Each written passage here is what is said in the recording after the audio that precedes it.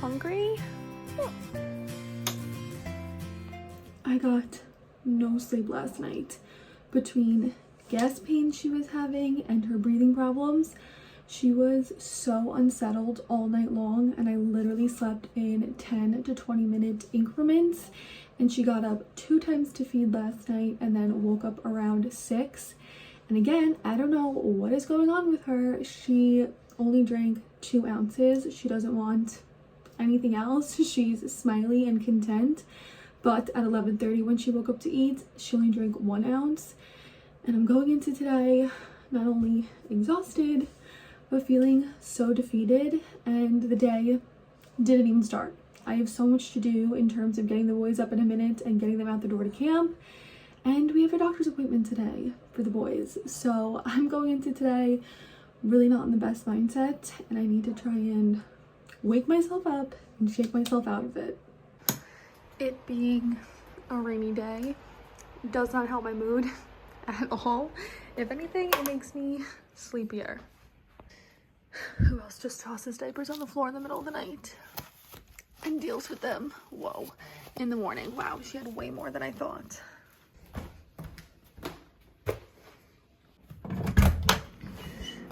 Good morning.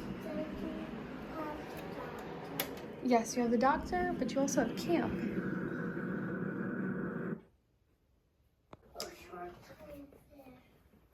The boys love to throw out her diapers for me, which is great for me. I feel like I never have to throw out the diapers, so I always bring them in here in the morning for them to do. But I'm going to wrap her up on me and get this morning going. Baby, you can put it in that garbage.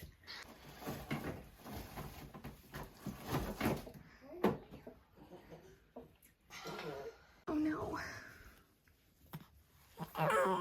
Say good morning.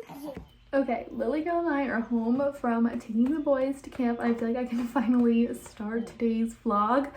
I never wound up taking any more footage this morning of what I had to do to get the boys ready for camp, because I do plan on filming a camp morning routine. I think I'm actually going to do that next week. So I didn't really want to give too much away because I'm going to do a full video on that. So the boys are at camp now.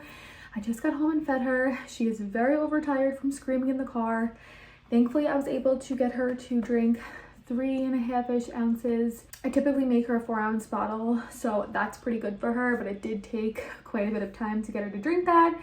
So she is very tired now. So I'm going to go ahead and wrap her up on me in a second so that she can get a nap in and I can get done what I want to get done during this chunk of time before her next feeding, because after I feed her again, around like 12:30.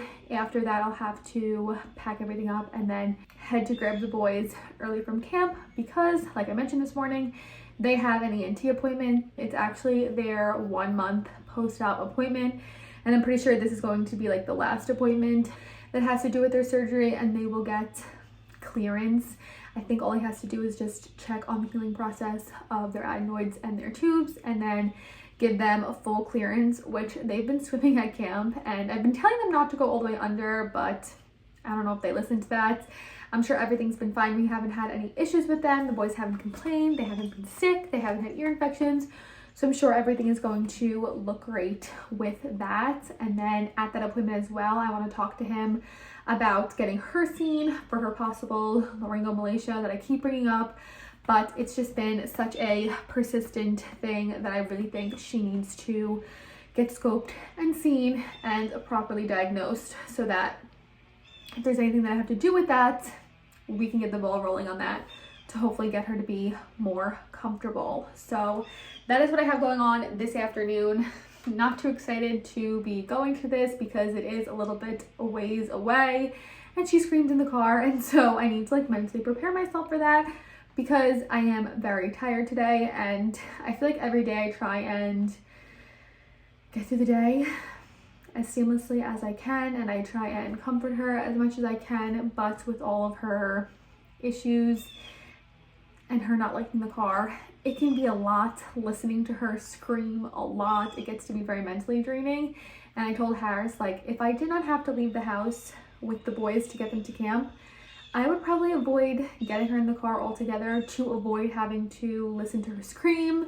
but it has to get done. So that is what we have going on later on. Like I said, I want to wrap her up in a second and put her on me because there are just a few quick things that I want to get done. I mentioned in maybe my last video how she's basically outgrown all of her 0 to 3 month clothes, obviously her newborn clothes, and her dresser is just a little bit messy. I was going to wait until the end of summer to do this, like around August when she hits the 3 month mark, because every time I held up a pair of 3 to 6 month pajamas, I was like, oh my god, those look so big, it's not gonna fit her.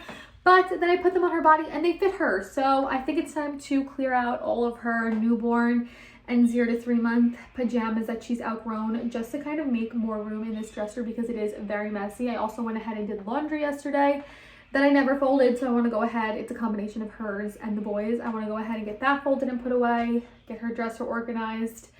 I have some laundry that I need to finish. So just try and push through the exhaustion and be productive today. So I'm going to get my wrap. She is, I don't know if you guys can see, falling asleep, almost asleep. So I wish I could just put her down to nap, but I know the second I put her down, she's going to wake up and it's more of a hassle to deal with that. So I'm going to go ahead, get her wrapped up and on me and start tackling my chores.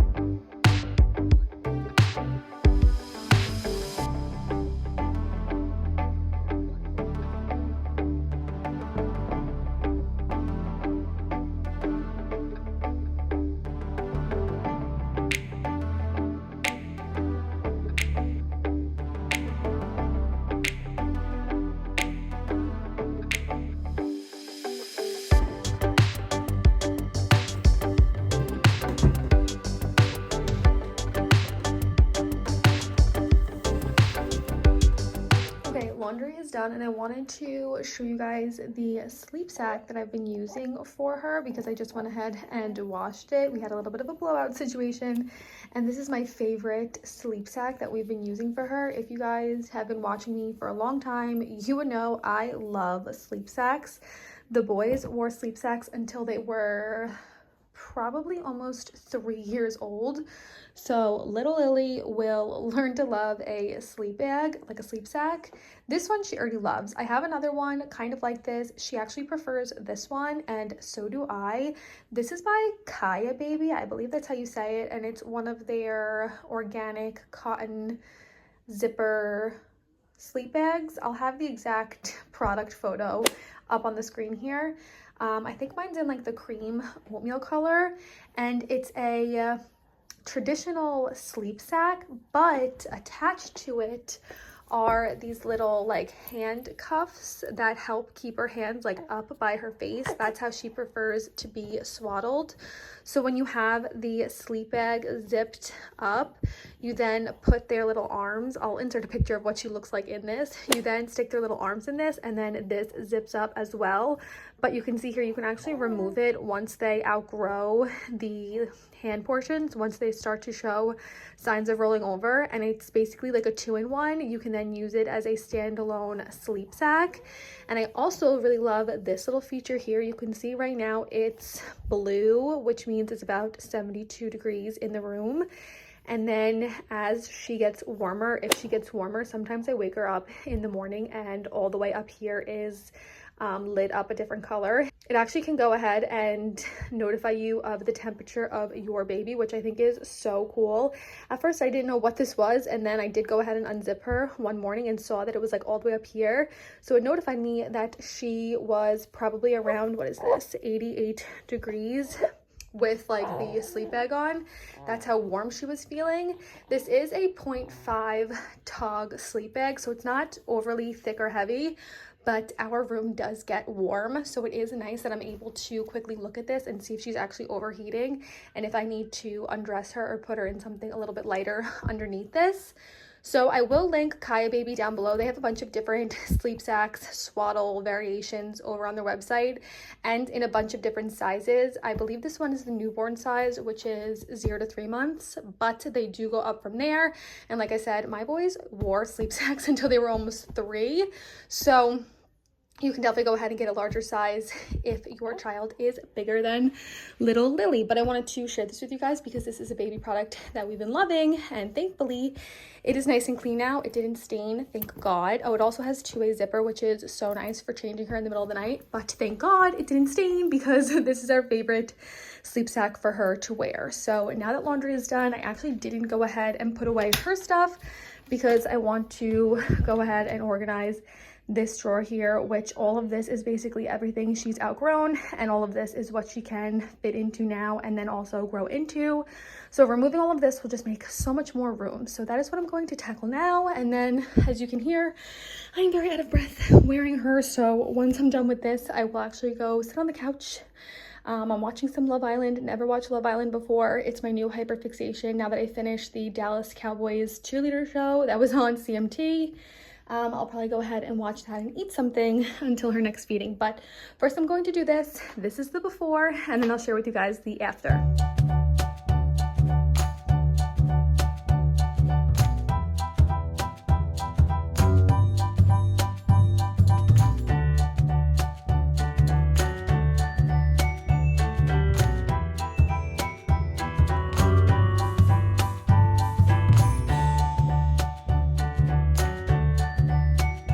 This is everything I pulled. A lot of this is like preemie stuff that I pulled that obviously she never fit in.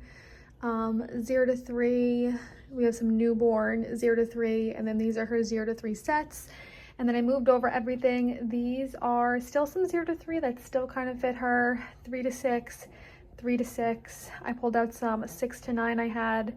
These outfits are all 0 to 3, but those still fit her. She has some, I think these are like 6-month outfits. All of these shorts I think are 3 or 6 month. All of her band tees are 3 to 6, and then here are just some 9-month miscellaneous things. And then I did pick out a little outfit for her. These are 6 to 12 month biker shorts, but I honestly feel like these will fit her now. So today I'm going to throw on a little pair of biker shorts and a band tee for her to wear to the boys' doctor's appointment. Like I said, this is 3 to 6. It looks a little big, but the boys were wearing these at 3 months old, and at 3 months old they were like 10 to 12 pounds, which is what she is. So she's going to wear this outfit to the ENT later. So this looks much better. Pulled out everything that she no longer needs. This was the bag of like hand-me-down clothes that I went through in a few videos back. That is where I pulled some of the larger sizes from. Her closet still has, like, I believe this stuff is all like 3 to 6, 6 to 9. So I don't really need to pull that stuff yet. But I need to go grab a bag to put this in. I need to get more bins to store all of the girl clothes. Eventually I'm going to go through Lily's clothes and the boys' clothes and pick out like whatever is in really great shape and start making boxes for my sister, because hopefully she will start trying for a baby soon. And I told her I basically have everything and anything she could ever need, no matter what gender she winds up having. Okay, it's time to head out in a minute. I went ahead and threw my hair up. Guys, I am so overstimulated by my hair. I loved my long hair until I gave birth to Lily, and this happened when I had the boys. I wound up chopping my hair after I had them, and before I had them it was the longest my hair has ever been at that point. And so the same thing happened. Obviously taking prenatals, they make your hair grow, and so my hair got super long, but I am so overstimulated by it. I feel like whenever she's on me and my hair is like touching me, or if I have her in the carrier and my hair is like caught in the carrier, I just hate that feeling. So I actually went ahead and made a hair appointment for not this coming weekend, but the weekend after that, to not only get my hair dyed, because as you can see it has grown out quite a bit, but to cut quite a bit of my hair off so that I can hopefully no longer be overstimulated by it. And I just need a fresh start. I did the same thing with the boys, and so I knew, I guessed that I was going to do something like this when I went to get my hair cut back in like February or March or something like that, I said to my hair lady, next time I see you, we'll most likely be cutting all of this off, because she knows that once I get my hair super long, I'm always like, okay, I'm sick of growing it out, I want to cut off. So I'll be doing that in like 2 weeks, but for now, because it's like so hot and humid and I do plan on wearing her at the doctor's office, I just like got my hair up and out of my face and threw it in a half up, half down. But I went ahead and packed the diaper bag. I'm using my Fawn Design Mini with her. I'm bringing my Wild Bird carrier because she always cries in the car seat, and just to avoid that, I'm going to wind up throwing her on me when we get there and then just like wearing her in the office. So hopefully I could avoid a meltdown with her. I'm a little concerned that she thinks it is nighttime because I let her sleep a little bit over 2 hours before, and she just ate and I got her dressed, and then she knocked back out on the couch, and she never does this. She never just falls asleep on her own, not on me. So I'm worried that she thinks it's nighttime, because nighttime is the only time that she will fall asleep quickly, and when I place her in her bassinet, she doesn't wake up. So fingers crossed that this works itself out, considering she's most likely going to be awake for the car ride screaming, and then for a majority of the doctor's visit, and then on the car ride home. So hopefully this doesn't affect her sleep tonight, because I definitely need to get some sleep tonight. But I'm going to load her up in her car seat and go grab the boys from camp and head out to their ENT appointment. Like I said, I think this is going to be like a quick appointment, hopefully. I think they're just getting clearance, and then I do want to talk to them about scheduling something for her. What is it? I don't know, it looks yucky. Come.